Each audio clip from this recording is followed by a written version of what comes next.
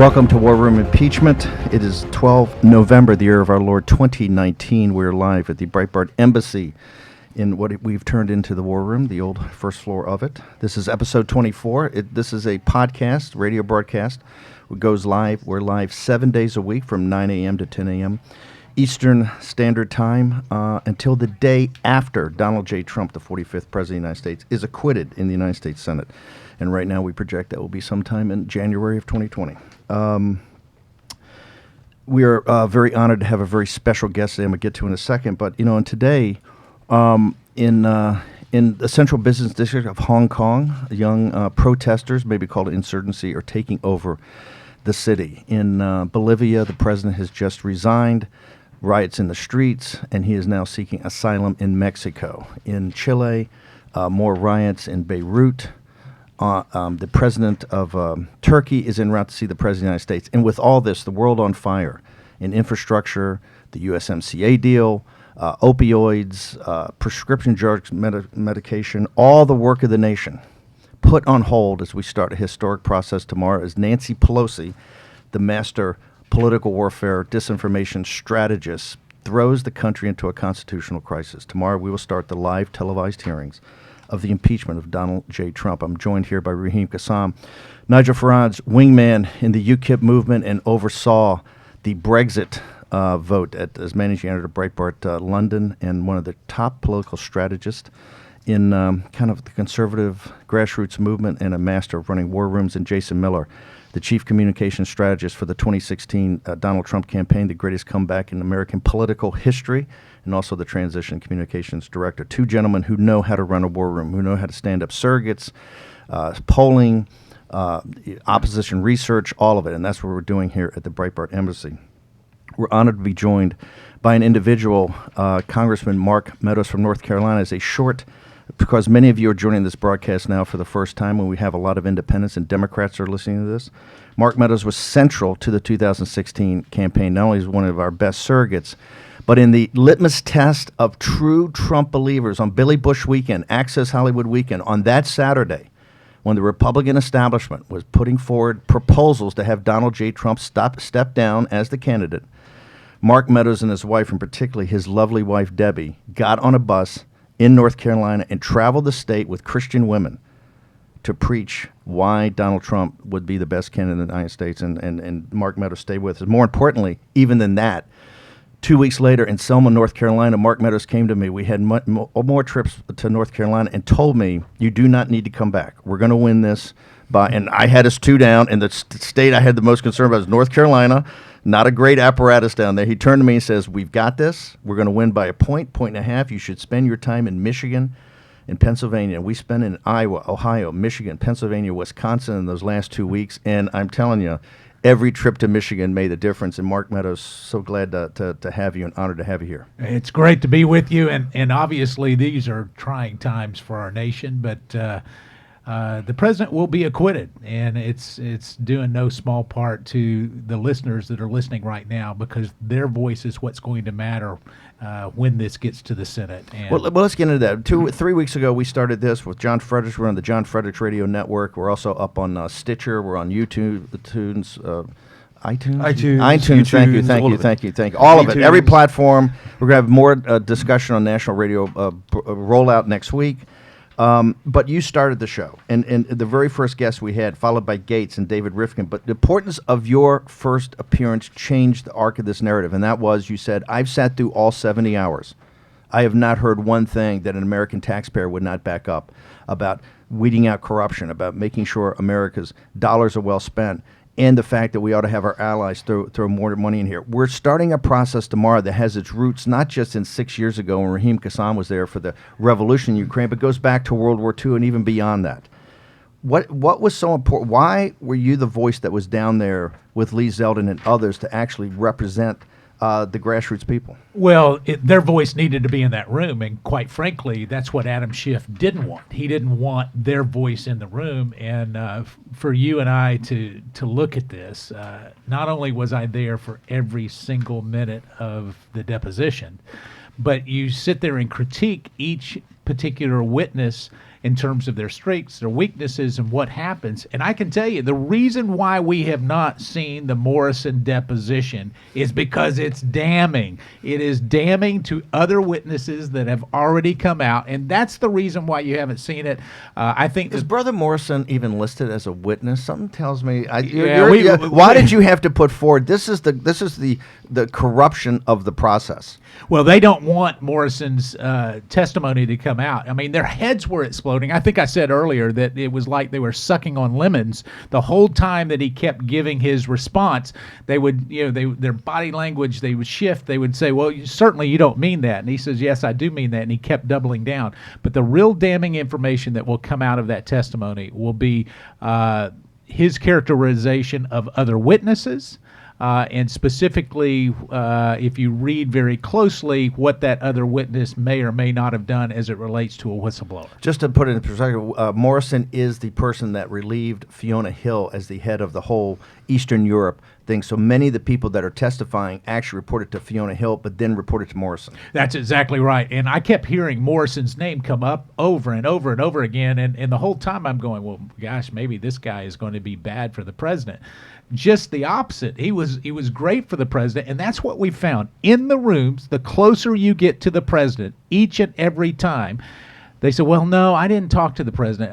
My belief that he did something wrong was based on me talking to someone who talked to someone else. And even the testimony that we're going to hear on Capitol Hill tomorrow, none of the witnesses, I want to emphasize that, not a single witness that comes forward had a conversation with the President of the United States. Everything that they based this on is based on somebody else's inference or belief on what the President may or may not have thought. And Congressman, another point that I'd add about Morrison is the fact that he said the transcript that was released was spot on with what was said in the actual call, completely undercutting the Democrats and many in the media. The 48 hours when they said, "Oh, there's parts missing. We have a Rosemary Woods missing part of the tape." Correct? Right. No, Morrison said no. This is right. But Congressman, you touch on an important point about the committee and the fact that you actually went and sat through all of these testimonies. You were our first guest who gave us that real inside knowledge about what was going on. We had a special show last night where we really went and broke down the fact that we need to have the killers on the Intel Committee and how critical it is that we have the folks in there who are going to defend the president. We need to have you. We need to have Lee Zeldin. We need to have Matt Gaetz added to that committee to make the killers. We have Devin Nunes, who's awesome. We just added Jim Jordan, thanks to the pushing by folks like yourself, and we have Ratcliffe. The rest of the folks, Chris Stewart's an okay kind of middle reliever type pitcher, but we have some serious. And again, this is me saying this, Congressman, not you. We have some dead weight on this committee. Not just that, we have people that are retiring. This is what's not acceptable. Guys that are punching out, that's fine. They made a decision, but they're not in it for the long haul. Why are Gaetz, Meadows, and Lee Zeldin not on that committee to not just ask the tough questions, but then to also, these are the smart people who know how to go on a CNN and MSNBC and CBS and ABC and talk to the New York Times, talk and get that out to the Americans that maybe don't go to Fox. They're not going to listen to this broadcast. Well, I think the big part of that is it's really a decision that Leader McCarthy is making. Part of that is you get people on a committee, they don't want to take them off. I can tell you the reason why I was there the entire time. The only way that I can properly defend this president is to defend him with the facts. The only way that you get the facts is to actually sit in the room. And what happens is if people go out onto CNN or any of the other networks, they're going on somebody else's talking points. They didn't hear it in real time. Just like we're sitting around right now recording this, I can look in your eyes, I can say, okay, they're tracking with me, they're not tracking with me, or they're nonverbal communications like I saw. The body language you saw. Yeah, I mean, well, with Lieutenant Colonel Vindman, when he gave his testimony, if you were actually in there watching it, it would not give you the same confidence that perhaps just reading his transcripts would give, where you start to see these nonverbal cues that would indicate a nervousness as they respond to a question. So where are we in this process? Look, this is not going after the Minority Leader McCarthy, but this is a historic event. This is going to shape the arc of the Trump presidency going forward, for good or for bad. You need your first team. We have very few people that know how to communicate with other than the kind of the Foxes of the world and the conservative media, and we all come out of that. You need people there. Where do we stand, and how do the grassroots want to know how does this get pushed to make sure Zeldin, Meadows, and Gates are in there?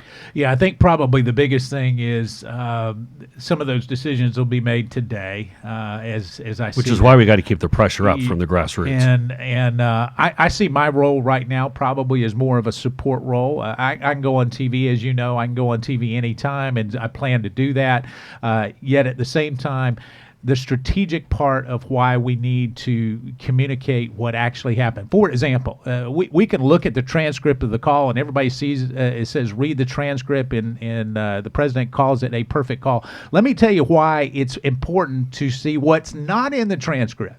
In fact, the president never said, by the way, President Zelensky, we're going to hold up aid. If you're going to have this whole extortion kind of thing, this president, you guys know him better than I do, he would have actually gone straight to him and said, hey, by the way, I'm holding up the aid until you actually get, if there was really this quid pro quo. He's not shy about it. He's not shy. He's not shy about the ask. He probably would have tweeted it as well. So. He would have not shy about the tweeted ask. it 2 days before the phone call. He would have tweeted it. But, when we look at this, he not only did he not do that, but every time the vice president of the United States, he didn't tell him to go out and say, by the way, we're withholding aid.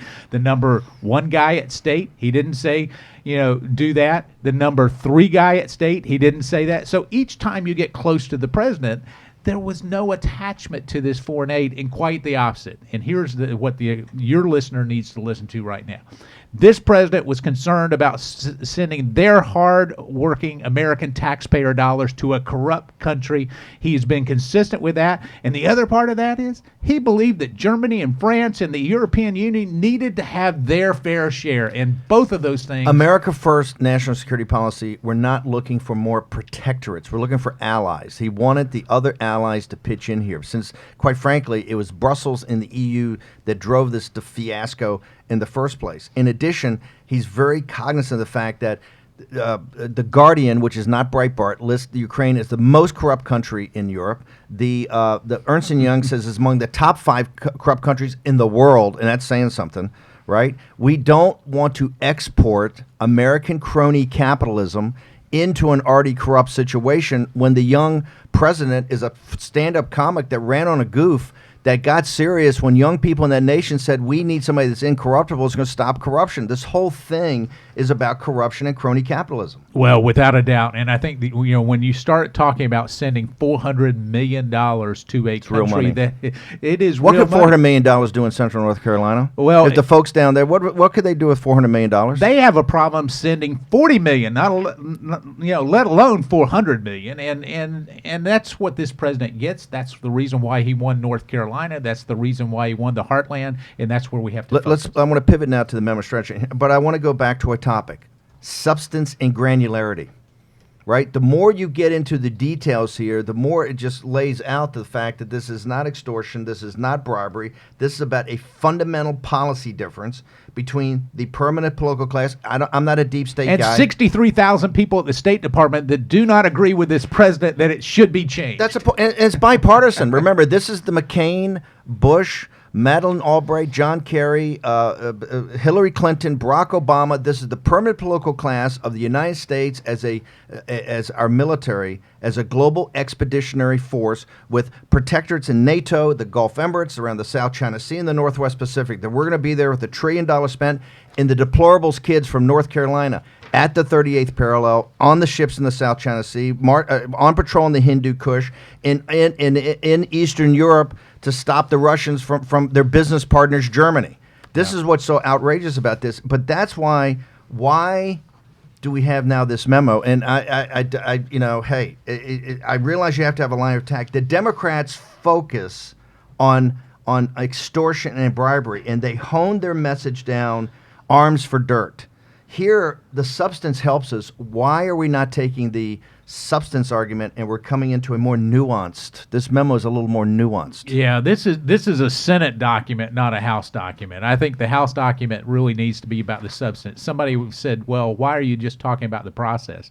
I said, I'm not just talking about the process. I'll talk about the material facts that I heard in the room each and every day. I'll go on with Adam Schiff, Swalwell, whoever. We'll debate it one-on-one, and I can show the real deposition facts that will contradict their points and their talking points. And yet this is A little more gentlemanly. well, it's an 18-page brief that hopefully gives everybody an understanding. If they want to take a more nuanced approach, they can do that. The argument here is about the intention of the president. And what you're saying, and Lee Zeldin, in the details comes the exoneration of the President of the United States. He did nothing wrong. In fact, Morrison, it was Raheem Kassam that first brought up Taylor's testimony, where Taylor, buried down in that testimony, his own says, when he talked to Morrison about the conversation, Morrison said, it could have been better. Okay. The bid and the ask is between perfect and it could have been better. I'll have that debate, right? If that's what we're talking about, right? Isn't it the granularity? Well, it is. And when you start to look at the details of the call, even with Ambassador Taylor, who will be front and center, probably the most watched hearing that we've seen in modern history will be tomorrow on Wednesday, as all the networks and cable shows will go 24/7 there. But what we will see is a guy who threatened to quit if the president changed his Ukraine policy, and yet he didn't quit. He's still working for the president of the United States, which would indicate that the president didn't embark on a policy that was counter to what he believed was best for the United States. Well, that's a line of questioning tomorrow. Then that's why we hope Zeldin and you are up there. That the decision when Pompeo hired him, he had preconceived notions of the policy that he wanted and had worked for. However, Pompeo had to have gotten him on board somehow and say, hey, it's a new sheriff in town. We do things in a different way. Well, there's a new sheriff in town. He not only convinced him that we're doing it a different way, but even after the aid was held up and the Vice President of the United States meets with President Zelensky on September the 1st, what does he say? We just want to make sure you're taking care of corruption broadly. That's the only condition that's on this. It's exactly what the president of Ukraine ran on. And yet here we are looking at this whole issue as if there's some nefarious purpose that didn't get, well, it didn't get communicated with the Vice President of the United States. So, Congressman, let me ask you this question. One of the things, ever since you came on the show, we've been talking about the need to tighten up the elevator pitch, to make it very easy for supporters of President Trump to communicate to the folks out there, whether it be in the media, whether it be to other grassroots people, whether it be to middle-of-the-road skeptics who are hearing all this on the news and want to be able to push back, that we need a good, tight elevator pitch. So we boiled it down to 3 points. The number one, President Trump did nothing wrong. If you look at the facts, it'll show out that there's no evidence that there's any of this quid pro quo or other nonsense they're accusing him of. Number two, this is ultimately, as Steve referenced and you chimed in on, this is a fight about foreign policy. That this is the unelected bureaucrats who believe they've been here before President Trump. They're going to be here after President Trump. And gosh darn it, their policy is going to win out, not the duly elected President of the United States. And then third, the fact that Pelosi and Schiff have been running this complete unconstitutional sham process, not giving the president any due process, and so it's a basic notion of unfairness. So those being the 3 points of the elevator pitch that we've been driving, what would you say that we either need to add or emphasize differently as you're talking to folks and making your elevator pitch? Well, I think we stay on those 3 things. To put it in 18 pages, you want to stay with those 3 things. One, it's an unfair process. I think all of America can see that it's unfair. Particularly with no witnesses. Well, if we have none of our witnesses. When they're denying our witnesses, I mean, when they look at that, they can see that it's an unfair process. Now, they're going to say, well, now we're doing it in public. We're doing it in public with their best witnesses on the very first day to try to start the narrative. The second part of that is not only did he not do anything wrong, if he had, he would have communicated that, but not only did he not do anything wrong, he is changing policy on behalf of the American people who have long said, quit sending our money overseas to these governments where it doesn't make a dime's worth of difference. And kleptocrats and oligarchs just steal it. It doesn't go to the people. It doesn't go to the defense. Well, and you hit a key point is even now with these witnesses, every one of them says, yeah, they believe that Zelensky was going to address corruption, but there's an oligarch that's a good friend of his. It's one of the reasons why he's now the president of Ukraine, is an oligarch that actually controlled the media markets that helped him get elected. So there's a little bit of hesitation there in terms of, is this guy really the anti-corruption crusader that you would want him to be? Shocking in Ukraine. I never would have guessed that. Yeah. Well, I mean, they say over 63% of the politicians in Ukraine Ukraine have some corrupt resume attached to them. That's over half. So in here that would mean that we've got we've got at least 4 of us would be correct. 5 of us. In 2011, 68.8% of Ukraine's citizens reported that they had bribed a public official within the preceding 12 months. 68%. Well, 68%. if I had your accent, I could be somebody. How much of this? We got a few minutes before we go to break. We got Congressman Mark Meadows, one of the backbones of the MAGA movement, the former head of the House Freedom Caucus, and in the first term, a tremendous supporter of all of President Trump's policies, and someone that helped guide it through. Particularly, people don't realize you have a very strong foreign policy. This is an area of expertise that you have. How much of this is House style of the president, different than just the way that the apparatus thinks things should be comported? I want to call him the striped pantsuit down at Foggy Bottom, right? But there is a difference in style, not just America First. We're not looking for protectorates. We're looking for real allies in NATO and other places. He also has a different style. Oh, it's a different style, because the style at Foggy Bottom, and what you're referring to, is where the State Department is. For those listeners that say, where the heck is Foggy Bottom? I didn't know until I got here, and that was only 4 years after I'd been here. So, so if you got Foggy Bottom, you're looking at it. But you're talking about the State Department. Here's what they believe. If you're just nice to people long enough and you give them millions or billions of dollars, that eventually they may think like you do, and they're not going to be your enemy. That hasn't worked for decades. That's managed decline. That's why Trump's president of the United States. And it drives him crazy. You know that. I know that. Jason, you know that. I mean, when we start to look at all of this, it is critical that we stop sending American taxpayer dollars overseas for reasons that provide no benefit to the American people. And we've got to stop it. You're listening to War Room Impeachment. This is a daily, 7-day-a-week radio broadcast on the John Frederick Radio Network. Also, we're going to be announcing more national deals next week, and we're every day on podcast on iTunes and Stitcher. We're going to be doing 2-a-days. I think we got another one tonight at 6 p.m. We're going to be doing 2-a-days, old football term, during the as we have the and maybe you can help me understand what Stitcher is, but I don't listen. That's beyond me. I didn't even know iTunes. This is all the young distribution guys. Okay, we're going to take a short commercial break. We're going to return after we pay some bills by selling some ads. We're going to come back with Congressman Mark Meadows on the historic eve of the impeachment inquiry on national television. Broadcasters and cable will be back in a moment. War Room Impeachment. Here's your host, Stephen K. Bannon.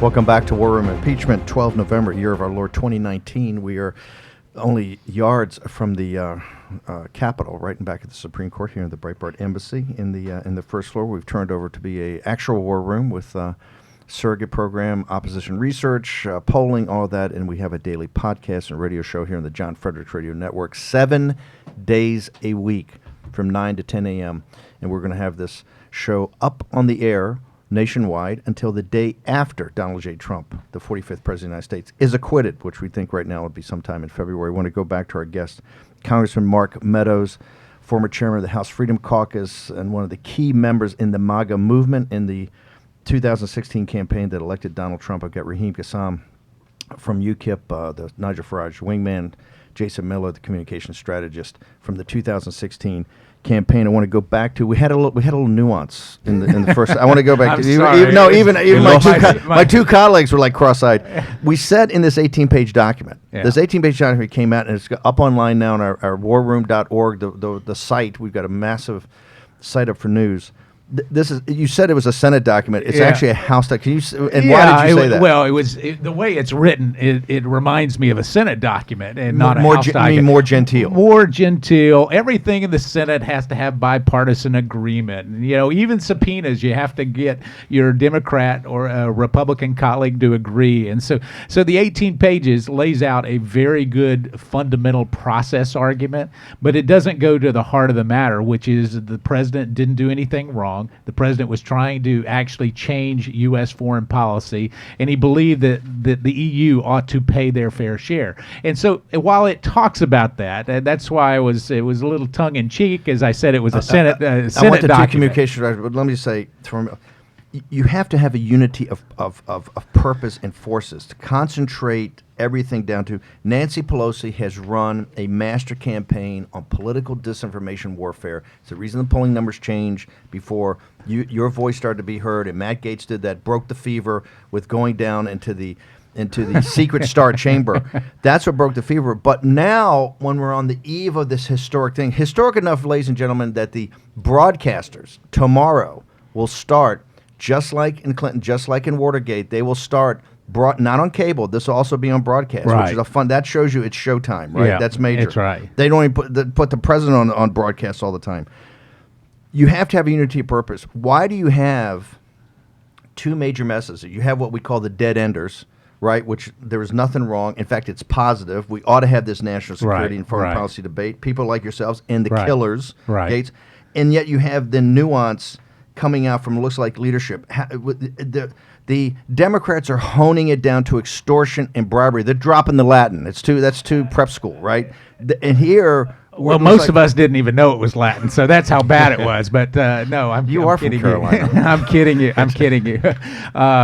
Here's the. If you have 18 pages, you don't have the talking points. And what we need to have is really, as Jason laid out earlier, 3 things that we focus on, and that you hit those over and over again. And those will resonate with the American people. I can tell you, unaffiliated voters, conservative Democrats, will see this process as being unfair. And if it's unfair, then all of a sudden they start to question, well, why should my hardworking American taxpayer dollars be sent to a corrupt country? You know, the president's right that we ought to make sure that they're not corrupt. And more importantly, we need to make sure that the UK and the French and the Germans pay their fair share. I mean, because they're prosperous. And on the unfairness argument, I mean, people forget this was so core and so central to everything that President Trump won on. I mean, even the entire trade debate. The trade debate is really about fairness. And so when we talk about reciprocity. Exactly. Yeah. And we're talking about how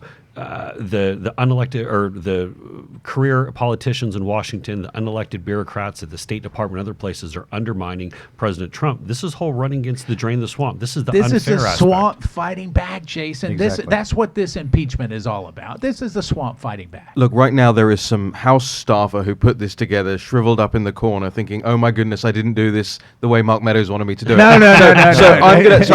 So let me push back a little bit. Yes. I call this progress. Okay, we've been talking now for over 3 weeks on this show about why are we not getting briefing documents coming out of the Republican side. We have the briefing document coming out of the side now. The other part of it is... And they crib some of your notes, Raheem. There's a lot of Raheem Kassam in I don't know about that. I'm just saying they must be avid listeners of the show. Look, Nancy Pelosi puts out this document 3 weeks ago, right? It lands on the Huffington On the very Post. first show we had Mark Meadows, the very first, he came on at 9:37. We walked through her messaging document the very first It was incredibly well formatted. It was built for journalists. It was built for public consumption. This, I agree with you, is almost the opposite of that. This needs to be broken down into 4 or 5 different documents because actually what it does... You need to weaponize. You need to weaponize it. It does say what you said a minute ago. It says President Trump has been clear and consistent in his view that Europe should pay its fair share, but it's kind of buried in amongst everything else. I think what this is doing is designing to have a talking point for at least one of 200 House members that may not feel comfortable that they weren't in the room, and so they can pick and choose and come out of this. Here's about talking points. Let me share a little bit of breaking news right here that you won't hear anybody anywhere else because no one else knows about this. So I come out of the secret bunker, and I'm about to be interviewed by CNN. Manu. So Manu is about to interview me, and he has a document in his hand. And he says, "Well, what do you think about the depositions that have just been released?" I said, "Well, Manu, you haven't read them." And he goes, "Oh, yes, I have." I said, "They're over 2,000 pages. They came out 15 minutes ago. There is no way that you read those." And I said, "And by the way, you have the Democrat talking points in your hand." That's what he was reading from. Yes, it's the excerpts. And the excerpts, but they were from the Democrat staffers. And so we need to make sure that what we're doing is we're putting it in bite-sized pieces for the American people, and that's what you're doing here, and that's why it's so critical. Because again, the and elevator important. pitch. I mean, the elevator pitch is how you talk to your coworker, just in 20, 30 seconds when you're at the office. It's not a long read as you're trying to get to the top of the Burj Khalifa. And this is this is going to be decided at the water cooler across America. 100%, That's yeah. why it has to be 100%. in 20 seconds or less. It's going to be, but if you look at the first 10 days they got lined up, and I don't know if they go longer, it's to tee it up and have people go home for Thanksgiving, and around the Thanksgiving dinner table have the throwdown, and that's what's going to decide this. The American people are going to decide. They're going to weigh and measure. That's why broadcasters are going tomorrow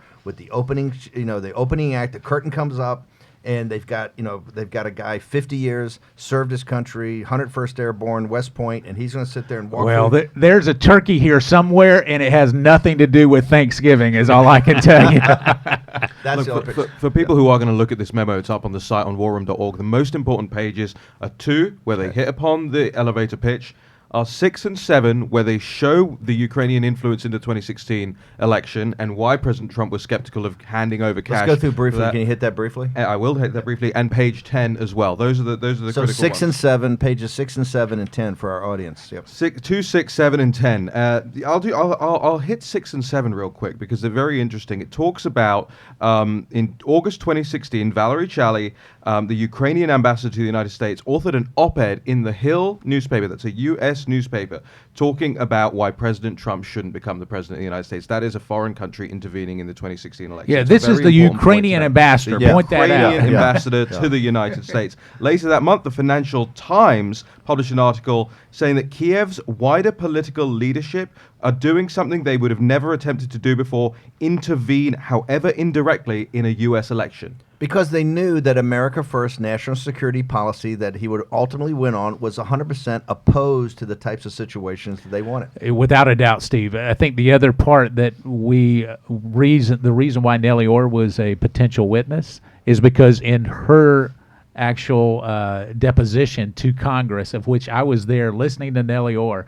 she actually tied it back to a Ukrainian official as being her source for much of what came in the dossier. And so one of two things. Bingo. Either she perjured herself when she testified to Congress before, or there is a Ukrainian connection. You can't have it both ways. And that is why this document should be pulled out into separate documents. It's broken Should down, be yeah. briefed out to the We'll do press. that. We'll because weaponize it to yeah, that. well, I'll Yeah. absolutely do Yeah. that. And the last point to make on this, page 7, in January 2017, Politico. An article in Politico by Ken Vogel of the New York Times said Ukrainian government officials tried to help Hillary Clinton and undermine Trump. They disseminated documents implicating a top Trump aide in corruption. But the Politico article detailed how a Democratic operative traded information and leads with staff at the Ukrainian embassy and worked directly with reporters researching And Ken Trump. Vogel is the guy that tracks all the money. That's his job. He was at Politico. That's his job at the New York Times. When he reports something, it does not get overturned, right? Well, and we know that particular individual was paid, according to FEC reports, over $72,000 in May of 2016. And Before we so- go further in a second, I said on the Anderson Cooper, I said, all the information, if it all comes out, let the American people are decent. They have tremendous common sense. They have a sense of fairness, and they have a sense of the direction of the country. If you get all of this out, let the American people weigh and measure then. But how can it get out when you have a process that Morrison, Fiona Hill's relief, is not even on the witness list? How do we force this? Well, it's that unfair process that's trying to keep the American people from being the jury that really will acquit this president. And they say, well, if we can only keep the information away from the American people and we only feed them what we want them to hear, then they're going to come to the conclusion that we come to. And yet, here's what we need to do. People need to go to your website. They need to actually read this information. Warroom.org. And if they'll go to warroom.org and read this information, all of a sudden what happens is they'll start asking the questions at the water cooler. And you know what? When they ask those questions, the answers will not be there from the other side. And I want to get back to your thing right here in a second, Raheem, but if the House will not call these witnesses and the killers are not there, should the Senate, should Lindsey Graham in the Senate, should they call Morrison? Should they call Nellie Orr? Should they call some of these people that can testify? And should they call Hunter Biden? As he has central, person in this drama? Well, I don't ever want to talk for senators because I always have to wake them up from their naps. But I got that one, by the way. You did get that one. All right. But I will say this: Senator Lindsey Graham is all over this. He knows the witnesses. He and I've had a chance to talk. They do have to do things kinder and gentler over in the Senate, that bipartisan support. But at the end of the day, we will get to hear from the witnesses. Here's my concern. It will get baked in if your listeners and the people that are listening right now do not step up. It will get baked in. Exactly. Guilt or innocence gets baked in. Your voice has to be heard. It has to be heard, and you need to ring those phones on Capitol Hill. Make sure that those 31 Democrats that won in Trump districts, listen, if they can't see the light, you need to make them feel the heat, baby. We're going to make them famous. Let's go a couple more minutes. Raheem, what else on page? You've got page 6 and 7. Did you get to page 10? No, I didn't get to page 10, but I'd like to get to page 10. Thank you. It's an important one. I'll just read what the memorandum says. And again, this provides the undergirding for the water cooler conversations. People need to know this stuff. Let's go. Democrats have seized on the president's phrasing. I would like you to do us a favor, though, to accuse the president of pressuring President Zelensky to target his political rivals for political benefit. Democrats, however, and I will add personally, by the way, the media also, however, omit the remainder of his sentence. The full sentence shows the president was not asking President Zelensky to investigate political rivals, but rather asking him to assist in getting to the bottom of foreign interference. That's fine. We all know that. This is what's interesting, and this is what a lot of us forget.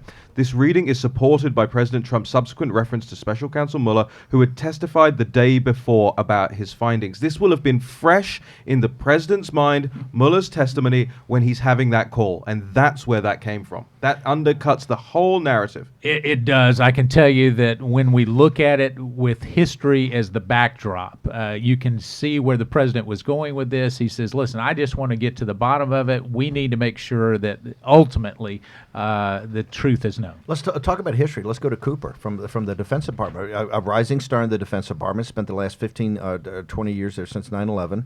And she brings up in her testimony, does she not, in her deposition, talks about, don't they talk about this whole process and ties back to even what President Obama did? So the reason I wanted to read the Cooper testimony last night after the show is because something that's released on a holiday like that late at night, they don't want you to read that. They think you're not going to get so cynical. God, you're so cynical. And so I made it a point to go through this, and it's really interesting. I found it particularly fascinating about the flow of funding and how they have all these joint committees across government and all of these figures who were taking part in all of this. You know, you had Alex Vindman chairing one of the cross-governmental agency committees. Interagency process. Exactly. This is I think they call the PCC or something like that. Yeah, they've got more acronyms for it than Carter has little liver pills. Oh, they forget themselves what they're talking about halfway through these documents. But there are some really interesting nuggets here, and I'm going to point to page 23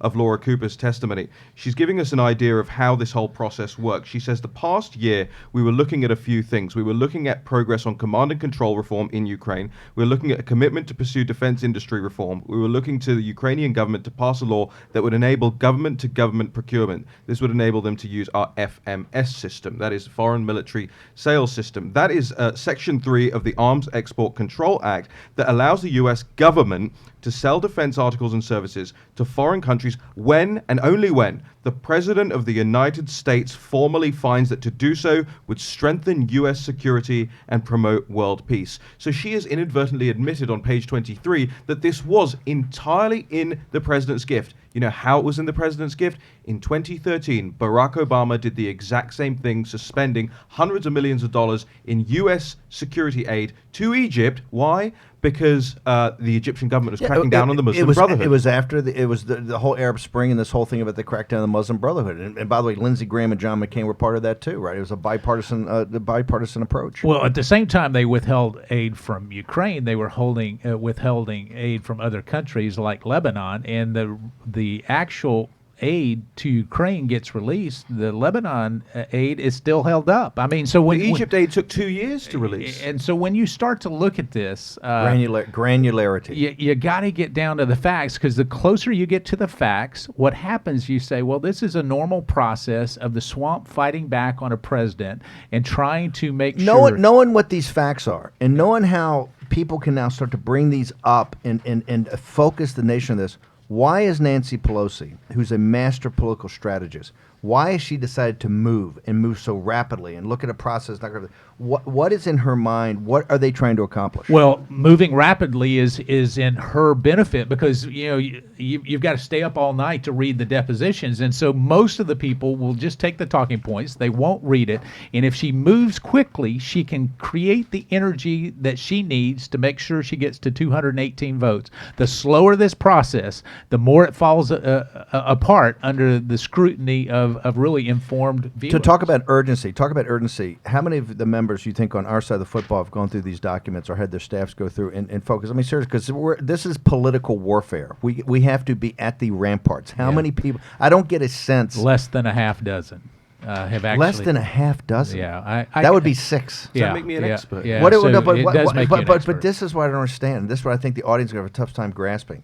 This is his presidency is on the line. Chris Ruddy, who's very close to him, said it's a mortal threat to his presidency. It is, and so with that, it's one of the reasons why Jim Jordan and I have been in the room 24/7. If he can't be there, I'm there, and so what we're trying to do is make sure that we're there. But the other part is, if you haven't been in the room, read the documents, and if you can't read all of the documents, certainly I would say when the Morrison deposition comes out, read it. Look for the 1 hour and the 45 minutes that Steve Castor asked. It will be very illuminating. Okay, we got about 5 minutes left. 2 things I want to get to quickly.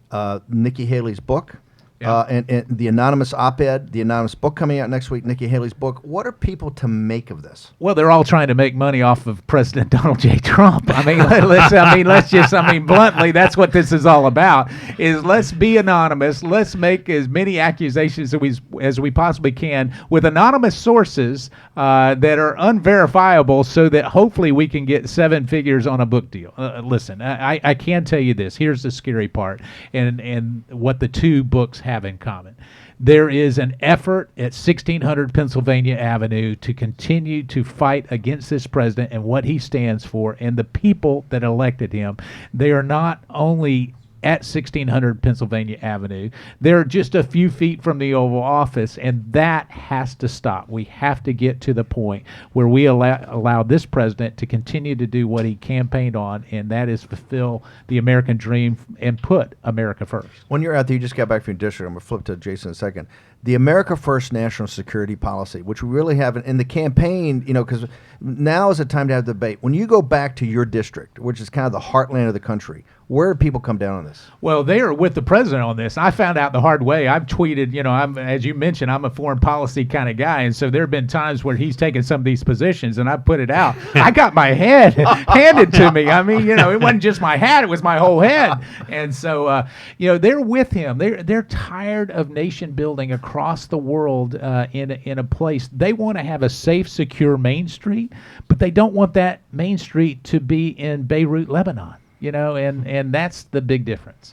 I want to go to. We have a section every day, a thing called "Making Them Famous." We focus on the 31 Democrats that earned. These are districts that Obama won twice, President Trump won, and then in 18 flipped to the Democrats. They are the central beating heart, right, of what this political warfare campaign is going to be. Jason.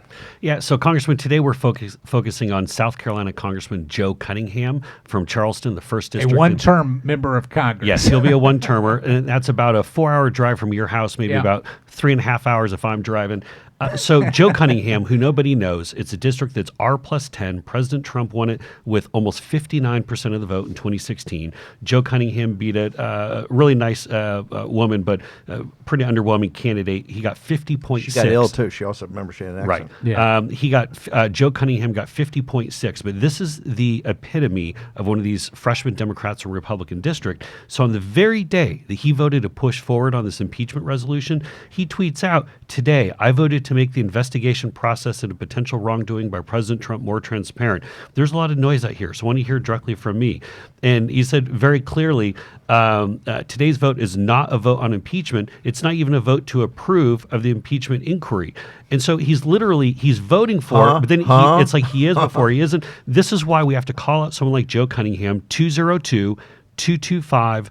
3176. Again, freshman Congressman Joe Cunningham, his office number here in D.C., 202-225-3176, and the importance of calling these folks out so they can't hide in the tall grass behind Nancy Pelosi and Adam Schiff. And if they go on there and put this complete gobbledygook on Twitter, but look, that's what it is, and he'll need to run in New Jersey next time. Yeah, not but South his Carolina. voting record is with AOC and Nancy Pelosi and Adam Schiff. So when you're back home in Charleston, which is a beautiful city, beautiful district, by the way, everything this guy's saying is hogwash. He's snowing people. It is, and all of his Twitter followers should be confused because they know that this is what it is. It's a sham process designed to impeach the president. That's what they started with before he was inaugurated, and that's what they're going to finish with. Congressman Mark Meadows, real quick, we have about 30 seconds left.